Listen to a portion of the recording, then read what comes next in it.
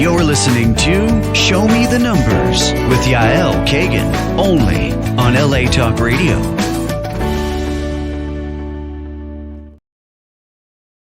Hi, good afternoon from Los Angeles on LA Talk Radio. I'm Yael Kagan.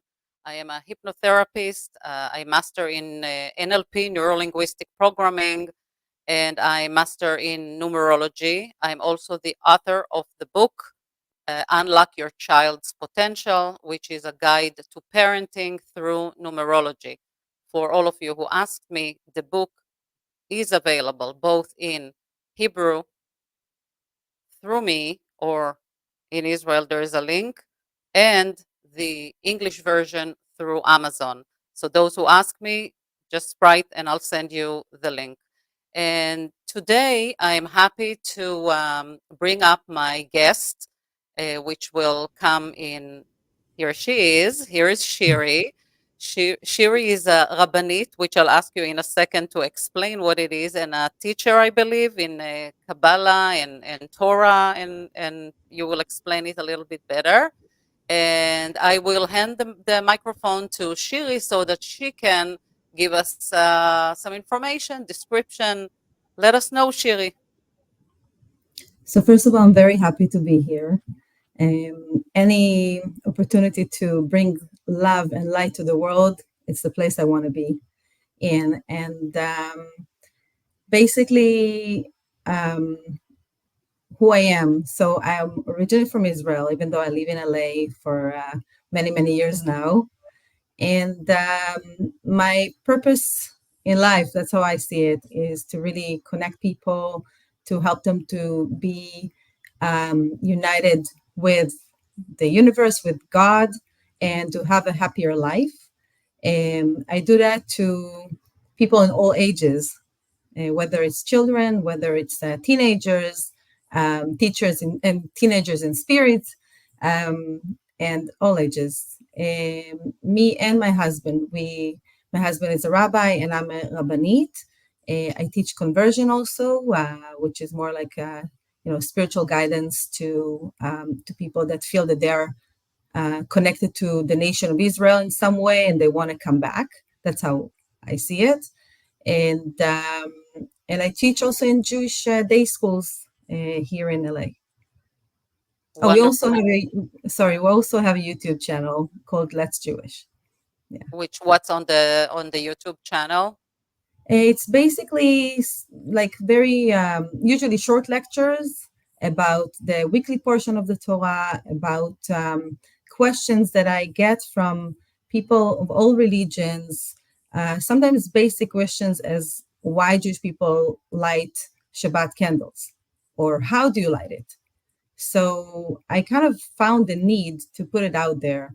There's no judgment, just to understand what it is. You don't have to be Jewish to just see what's, other traditions are, or what are they and where are they coming from.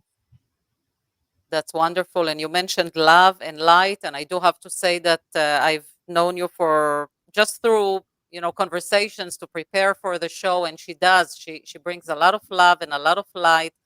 Very, very positive. So I'm very happy to have her on the show. And question before I dive into our subject, were you always spiritual like that? Is it something that came with the time, with your journey? It's funny you're asking that because I feel I was born that way and it kind of chose it for me, because anytime I try to run to a more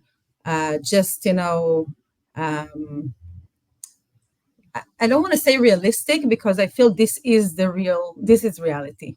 The reality in this world is this is a world of physical matter that is all mixed with spirituality. So I don't see how to even separate, those two realms. But it was always there. I always had special dreams that would come true. I will always see signs. I really recommend, by the way, to people to look around them, because God is talking to us in numbers, right? Even the cars before us, sometimes the number of their license plate says something to us. It's all around us. So you can talk to us through people through signs, through symbols, everything. So I was just, I guess, more of an observant child already, and I would just see all these, unique connections. So it kind of pushed me to this direction. Amazing. And you know that I believe in numbers because of my numerology. So I agree with you 100%. And I always ask people that ask me, why do I see on my clock all the time 1111 or 44 or 33? And I said, what exactly does it mean for you?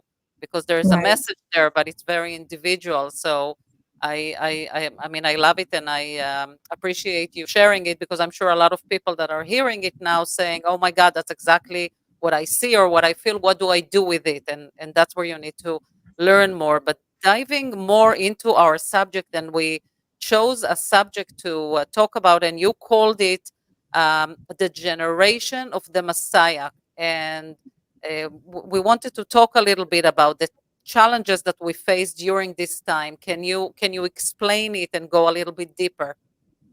Yes, of course. So, first of all, I want to say what is the word Messiah in Hebrew? In Hebrew, it's Mashiach, and it actually comes from the Hebrew word limshoach. Limshoach means to anoint with oil.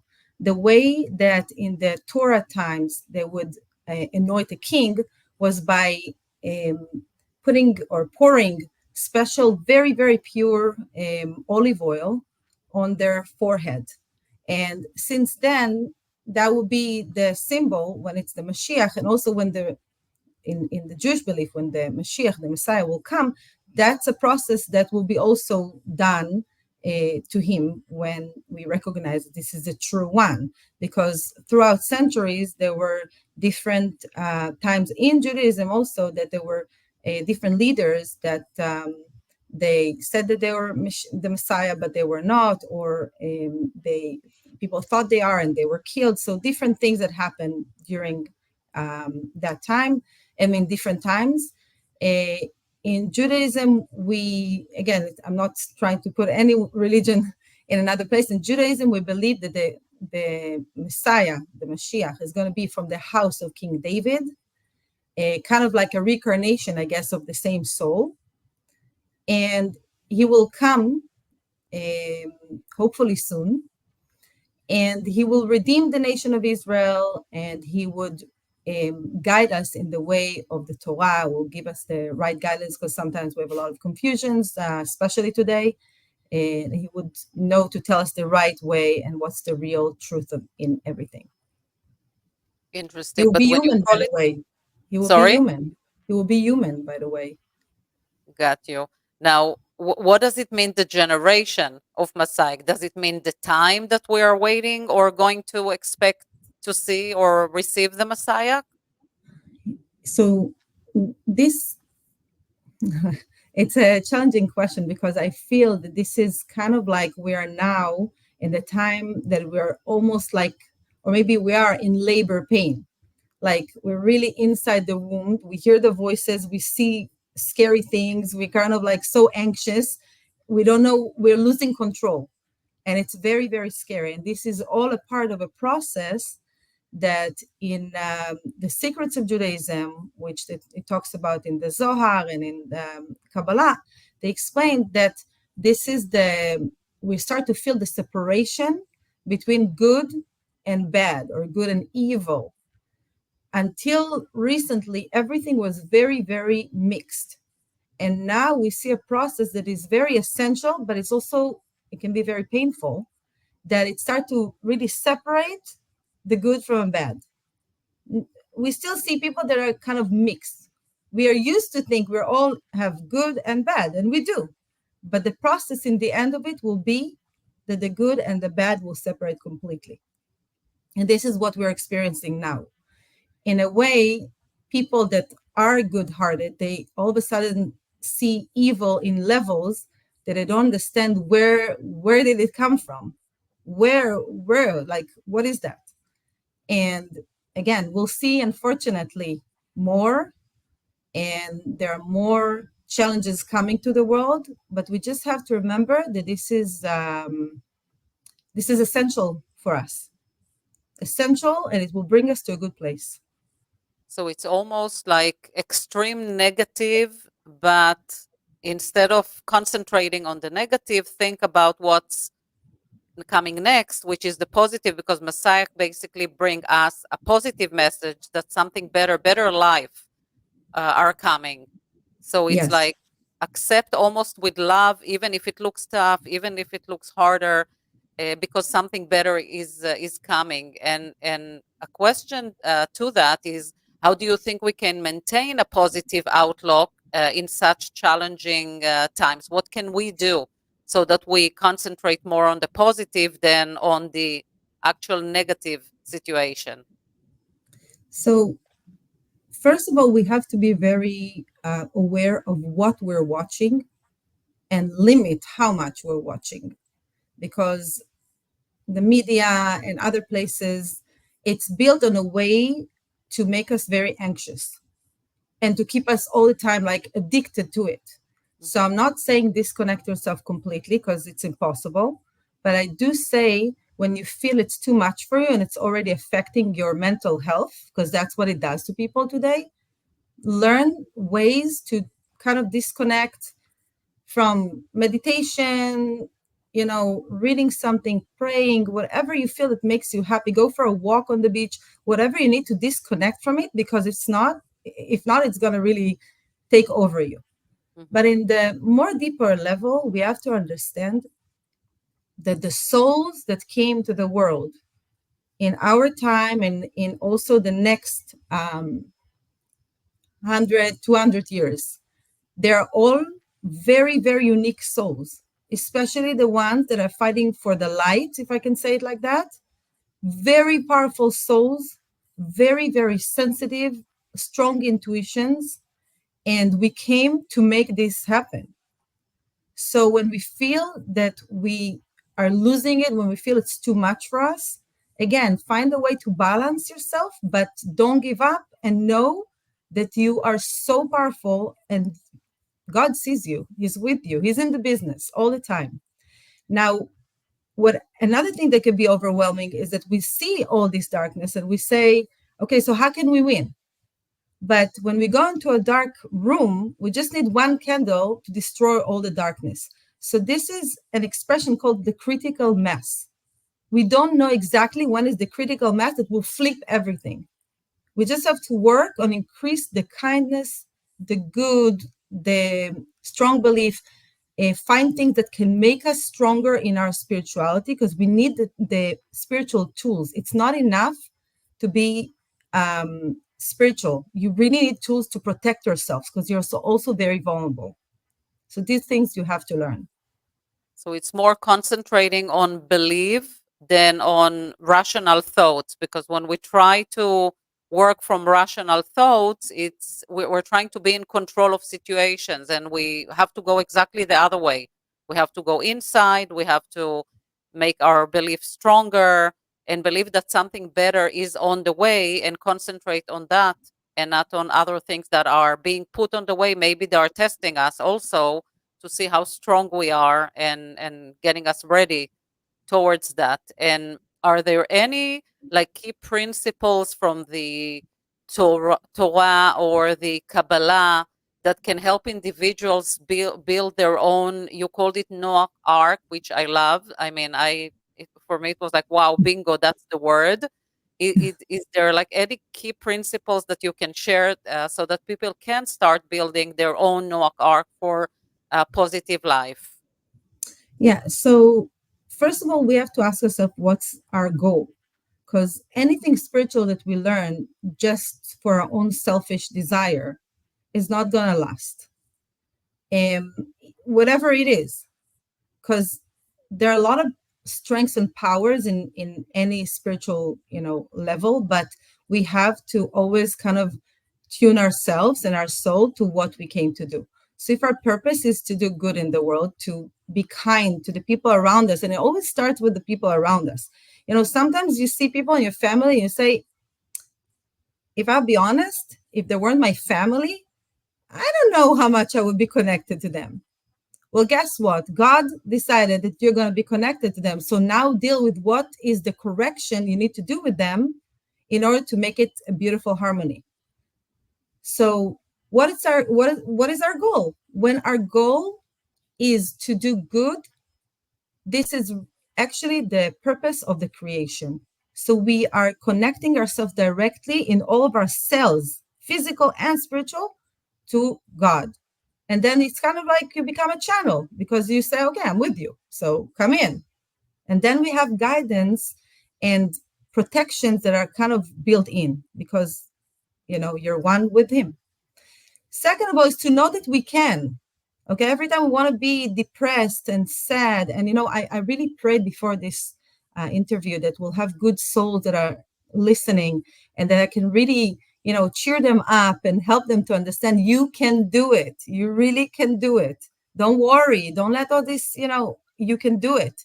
And yes, we'll see dark times, but that's why we are here. We need to practice shining. This is who we are. And it's very simple, actually. What it says, what's the world is built on, and two of the pillars is masim tovim and gmilut chasadim. So good deeds and also acts of kindness. Why? It sounds almost the same, but good deeds we can do to everyone, and it's the easiest to do it to people that we are close to. It's easier to, let's say, buy something, be nice to someone I love or someone I have an interest, right? But to give something to someone that I have no interest at all, that's when it's hard. That's why, for example, in Judaism, we should give 10% of our salary to tzedakah, to charity. It doesn't matter how I woke up in the morning, whether I'm, upset or I'm happy, this 10% has to go. And by that, I open the channel, I open the cycle, actually. When I give, I receive. And that's like very basic Kabbalah, actually. I have to open the cycle. If not, I become an end. And I have to pump all the time more and more light, so I'll have more light. So it's kind of like egoistic, but in a good way. If I want to be happy, if I want my family to be protected, just like you said in the Noach Ark, I have to build it. So, I see people that are doing good and they do affect other people around them, let's say family members that are not spiritual at all, and start to be affected by it. So I do see that we're powerful. And even if for now other members are not joining in, what we can do reflects on them and can slowly, slowly help them also and protect them too. That's very interesting. I want to try to get into like a specific example, kind of, because many times, our issues start with, like you said, the people that are closest to us. So if you have a friend that is, I don't know, annoying you, or like something is not as smooth as it used to be. And I want to take that as an example and give the audience kind of like a way or a tool how to deal with it. Because what happens, it's a chain reaction. If I start reacting to that person, I assume another friend or another reaction will come to me, because it's the law of attraction. How do we deal with it right then and now, so that not only that we fix that issue for us and then spread it on others? I just took a one very specific, example, but you can also give another example. But I want to be more specific and show the audience, how do you, from key principles that you work with, how would you help them or teach them to address issues like that? But do you mean if they're less spiritual or they're in a place that they keep on the negativity, if I can say? I mean, I believe that the spirituality is inside everyone. It's just, what are we concentrating on? Do I can concentrate more on the outside? He did that to me. He said that to me, or so and so and so. Or we can basically tell them, like I tell my clients, let's reframe the way you talk, the way you tell me the story. Let's reframe it. Let's try to do it a little different. So in the therapy world, I know how to address it, but taking it from your world, what do you tell a person like that tells you, what, everything is terrible, the community here, the friends around me, there's a lot of negativity, a lot of conversations that are being rough. how would you address that so that they will build their own Noach Ark and be in there, be in a better place? So I would break it down because, first of all, in this world, we have a choice. You know, we can help someone, we can listen to them, we can encourage them, but they will have to walk the walk. They will have to want it. And unfortunately, some people have to get to the really rock bottom before they start taking responsibility over their lives and decide enough is enough and I want to make it into a better life.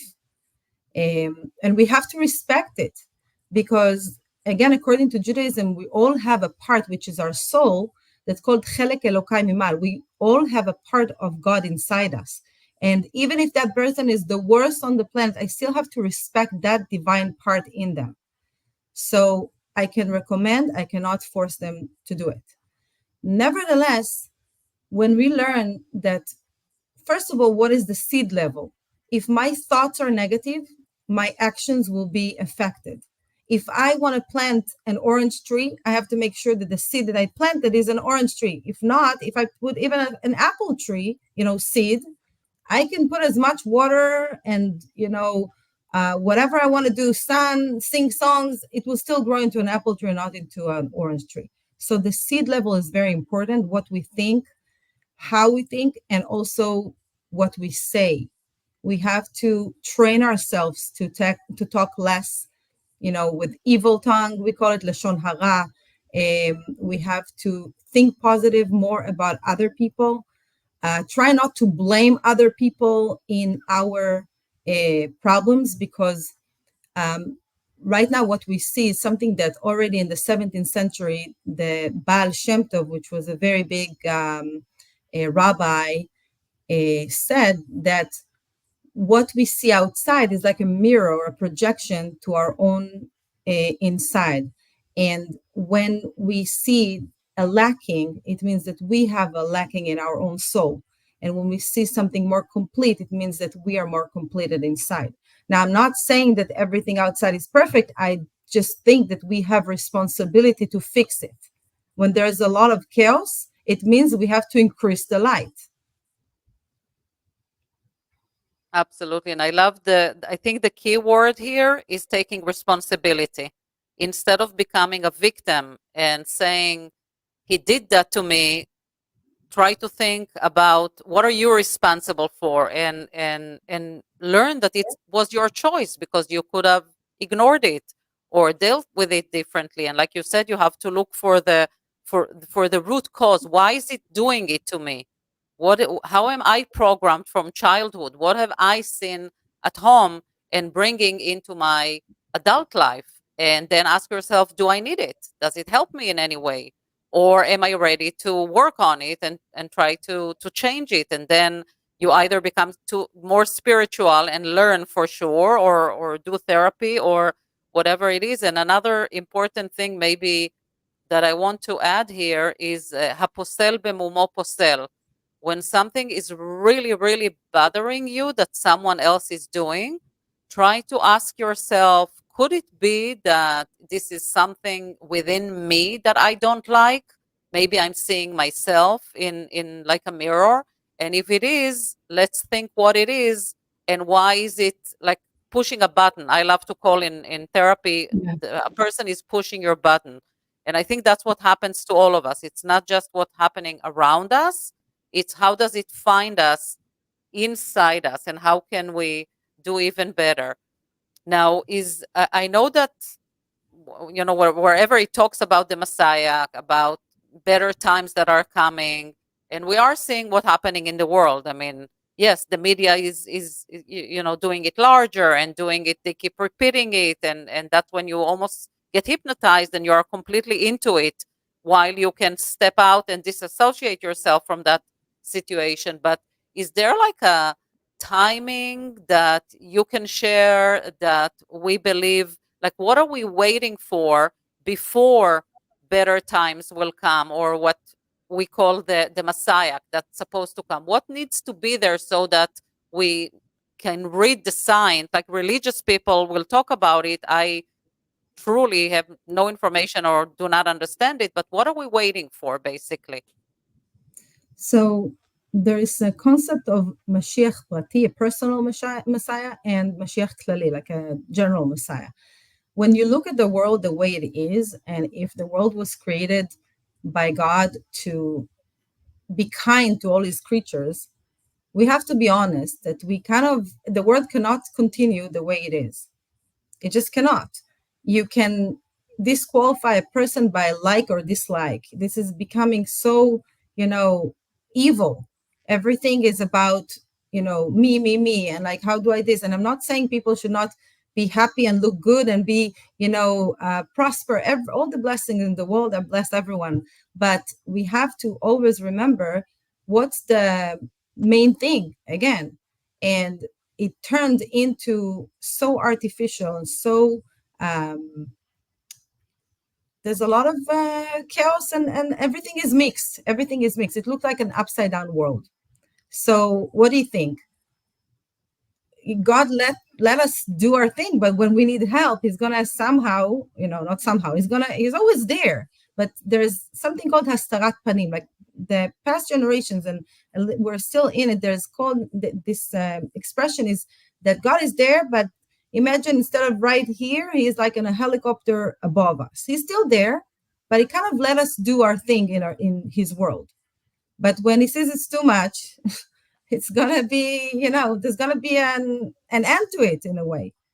So when we understand that, it kind of aligns with what's the prophecies are saying in different places in the Torah.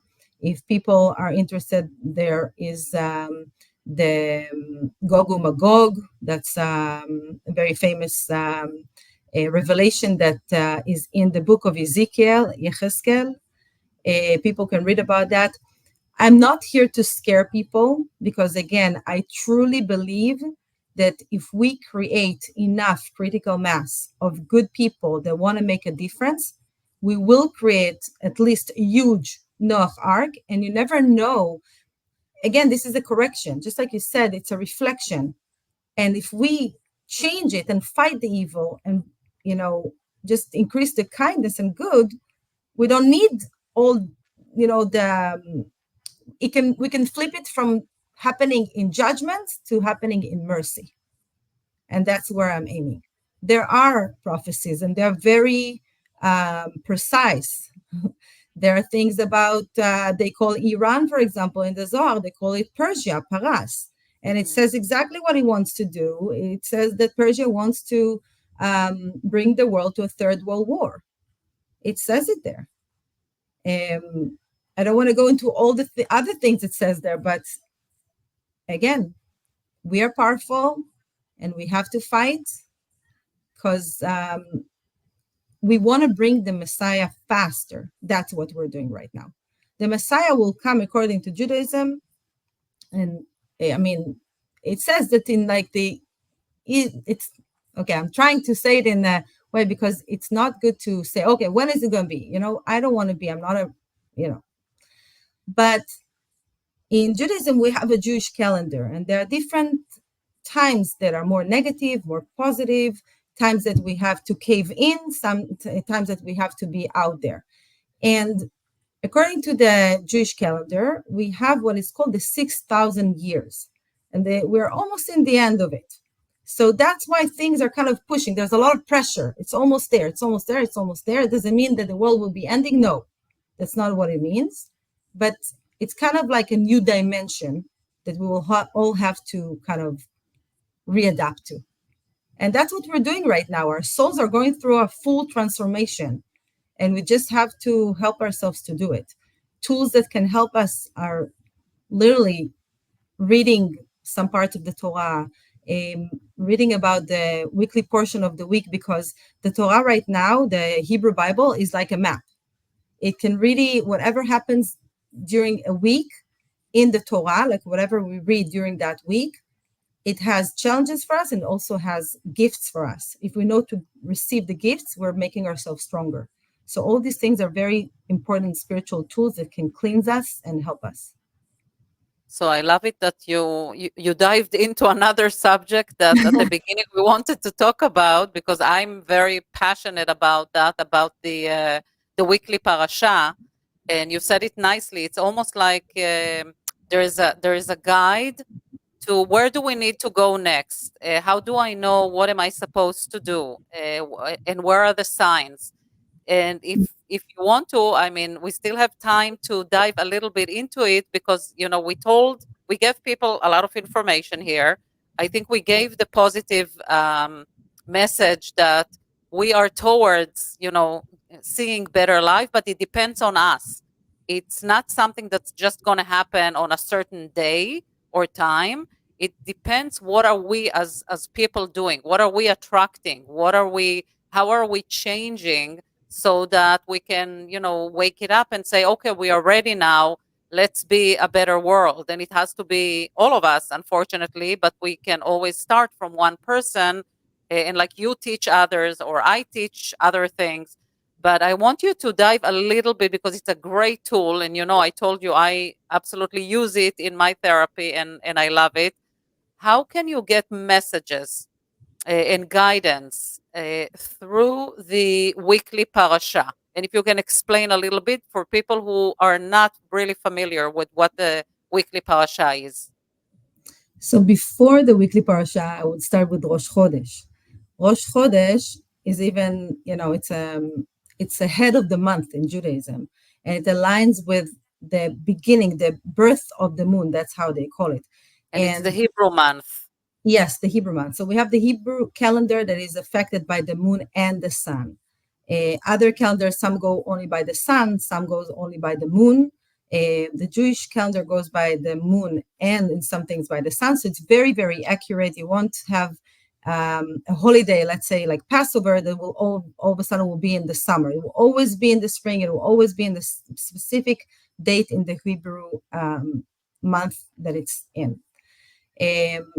But the Rosh Chodesh, some people don't know, that mitzvah of sanctifying the beginning of the month, the seed level, we talked about the seed level, what this month is going to be all about, that the Israelites, right when they came out of Egypt, when they were released from really dark magic, because, Pharaoh and the Egyptians back then were the worst of the worst. They would control people by fear and dark magic to the level that people lost all hope. In fact, Pharaoh did not have a big army. He had only a few, immediate guards of the palace, and he didn't need it because he would control people by curses and fears and so much negativity that he would literally suck their souls. Mm-hmm. So when they went out of there, the first mitzvah, the first merit that they were supposed to do is the Rosh Chodesh. Wait a minute, but we know Shabbat is important, keeping kosher is important, all these things. Why Rosh Chodesh? Because God gave us the ability to really take control even above the zodiac, the control of the stars and the moon and all the stars, the sun. So when we understand what month is coming and what, again, challenges and gifts it's bringing with it, we can already prepare ourselves and be aware of what seeds we are planting. And whenever someone around us starts to behave in a weird way, we're like, okay, we know what they're affected by. You have the power, because knowledge is power, to be more aware of it and kind of protect yourself. So, for example, this month, it's about caving in a little bit, going below the radar, because this month and in some way also the next month, these are months that negativity is a little stronger. But because of that, all the weekly portions in the Torah that you read during that time are super, super powerful, and they give us protection against, for example, this weekly portion that we're in, which is called Balak, protection against evil eye, protection against curses. And next parasha is about healing and medicine and getting yourself healed from whatever is already in your body and you're not even aware of. So God never leaves us alone. Yes, negative time comes. It's like a gate in time that is opening, But now you get your spiritual armor, your spiritual, sword, and you're protected. So it's kind of like keeping the rules of the universe, and the Torah is very aligned with that. Back to your question, it was important for me to say because it's not just a week, it's the whole month that is affected. Weekly portion is the Torah portion that we read from the 5 books of Moses. It depends on what time in the year. We actually start reading a little bit of it on Saturday afternoon. We read again a little on Mondays and Thursdays, and the whole part is going to be on Saturday morning. Saturday morning in all the synagogues, they read the full part. It's very powerful to read it, to know what portion we're in. And I like to teach it in what is it in for me. This is the place that we do need to be a little bit egoist, because we need to know what are the tools. How can I protect myself? And how can I, according to my own character, because we're not trying to break people down. Everyone is unique in their own way. Mm-hmm. But according to my character, what I need to work on. So it reveals in every, weekly portion, the stories, the deeper meanings, and so on. There are different layers. It's quite amazing because it gives so much information. We just have to dig, and some of us do not understand the parasha. Sometimes it's difficult, but that's where you need to either read the translations or just go to classes. But for instance, looking at this week's parasha, because we're trying to send positivity and we're trying to give people some tools, something that they should take where they are right now in this time. What can they take from this coming parasha? Like, if you can talk in general about the parasha and messages that may be hidden. I assume that people have different messages because when they go to the individual, to their own self, they can find other things. It's very intuitive, right? Also, but yeah. Just like this week's parasha, what kind of messages can people get from that so that they can start building their own ark and start feeling protected and go up to growth? So first of all, there are many people out there that are actually a part of the lost Israelites. There are many people out there that are not even aware that they are part of the lost tribes that once was the nation of Israel.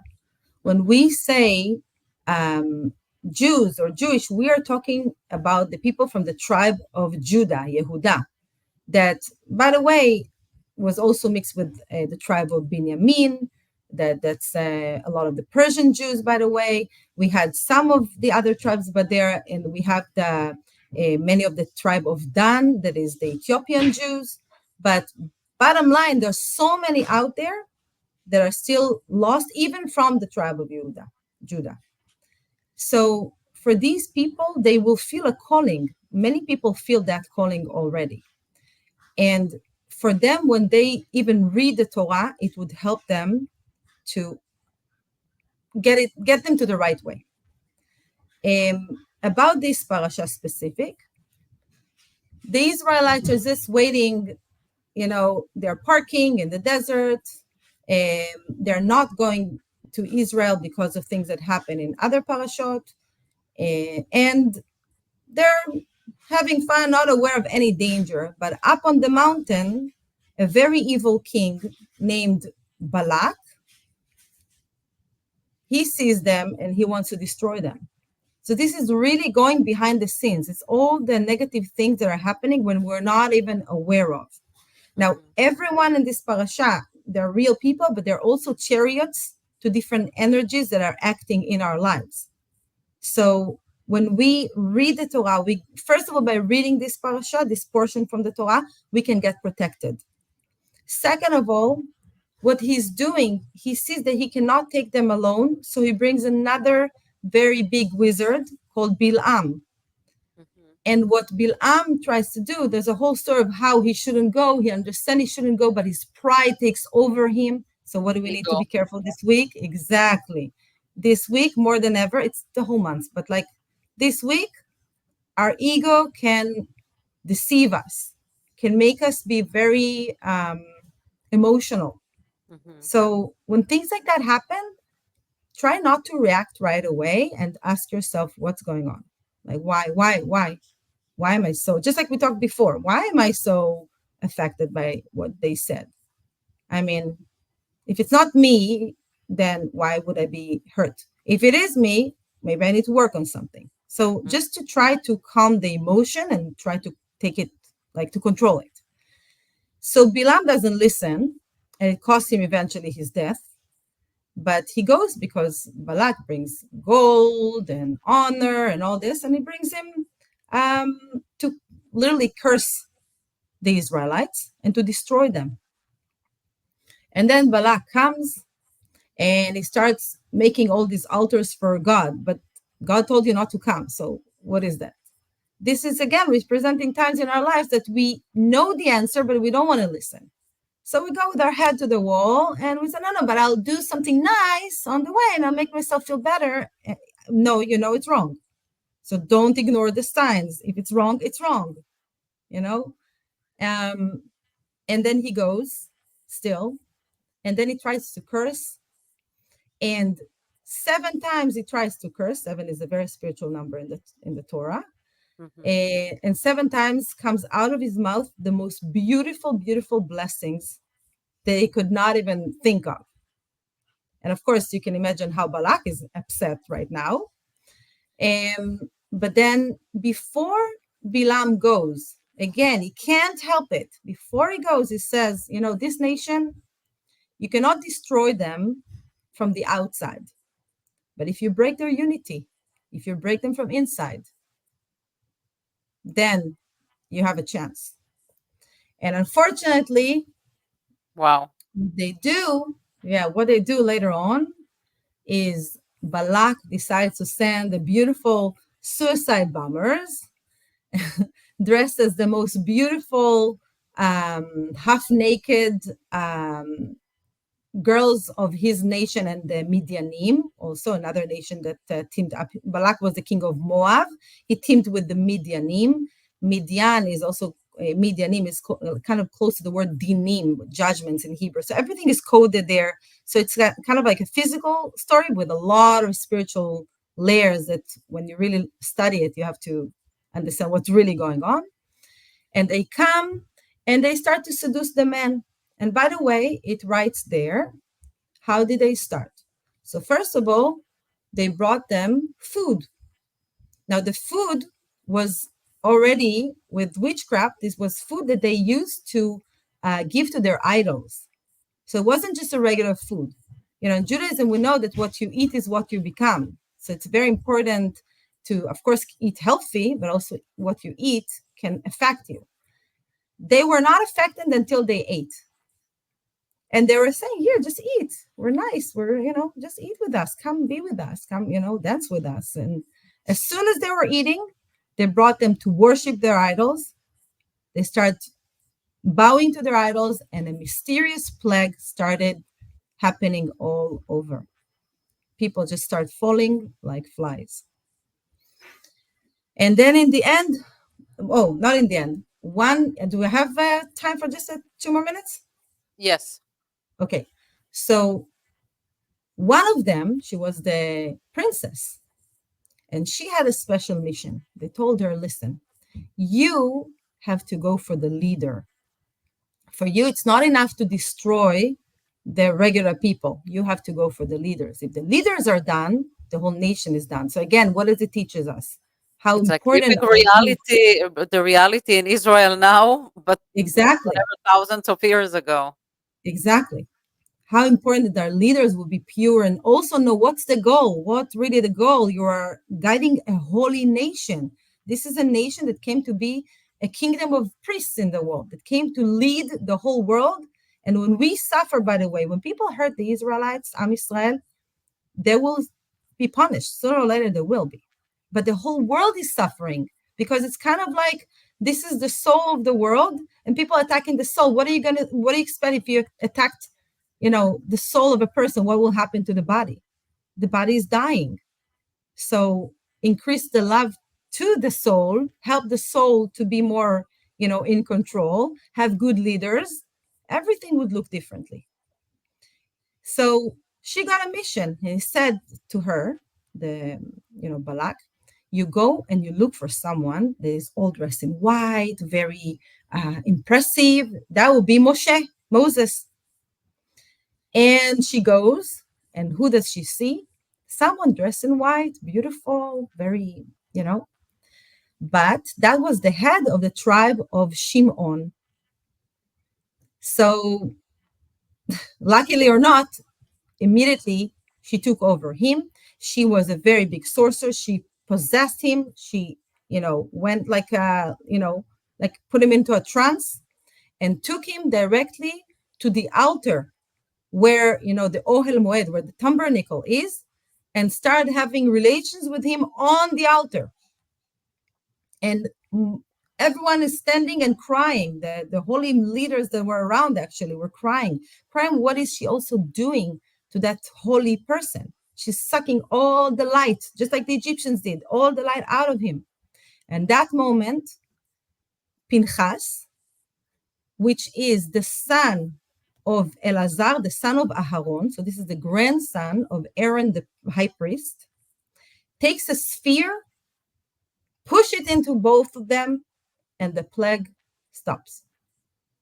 This is how this parasha ends. If you want to know what happened later, you have to go and read next week. That again, in the surface level, talks about what's happening and the story and everything, and talks about some holidays in this parasha. You don't know, but in the Zohar, it talks all about healing. Because again, he had the power to stop a plague that, by the way, 24,000 people unfortunately died from. Wow. So it's quite amazing. I mean, we brought a message here, and yes, we are acknowledging it's not easy time for everyone, but there is a way to do it different. We said take responsibility, start working on yourself. You gave an amazing, I would call it a guide here, but because we're all asking, what can we do? How can we be better? How can we be happier? How can we grow? And basically it's written in those books that have been written who knows thousands of 1,000 years years ago. ago, and everything is right there. Are we all knowledgeable and can open them and read them? We may need some help, but I do want you to share before we end. I'll give you later like a minute to give like a message, but how can people find you? Because I was fascinated by the way you were teaching it and explaining, and it felt like I'm just sitting with a friend, giving me a good advice. And I love that, and I want people to be able to enjoy it. How can people get in touch with you? So the best will be through letsjewish.com. It's our email. They can also write to us on the YouTube channel, but this will be more personal if they have personal questions.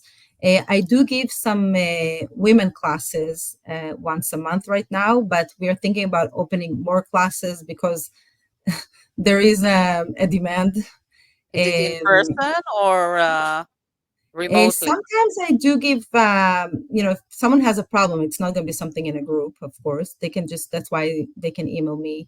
But I do give the classes in person. Yeah.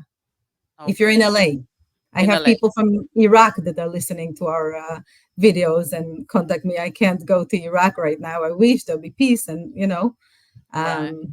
But yeah. Wonderful. So it's fascinating. It's amazing. I'm going to give you like a really quick minute just to like give a final sentence message for people so that everybody, finish it in the most positive way possible and start growing right from here. So again, I'm going back to the beginning. We're here to bring light to the world. And that means that when we really care for others around us, when we understand that our own pain sometimes is because we now have the ability to help others, and it had a reason why it happened, and that our environment is affecting us also. So we have to surround ourselves with good people slowly, and build the critical mass. we'll see that we can do it, and we'll bring the Messiah much faster. Bezrat Hashem. Amen. Amen. Amen. Amen. I really, it was fascinating, Shiri. I enjoyed every second here, Me and too. I want to thank you for coming. And I know we said, we'll go by whatever direction we had, but we found ourselves in a different way because it was just needed. And I want to thank you for that. And hopefully people know now how to be in touch. I can also put it on my Facebook page when I put the full video. It will be available right after this show. And thank you. And hopefully we'll see you here again. We have so much to talk to. Thank you for having me, and God bless you and bless everyone. God bless you. Thank you, Shiri. Thank you. All the best. You're listening to Show Me the Numbers with Yael Kagan, only on LA Talk Radio.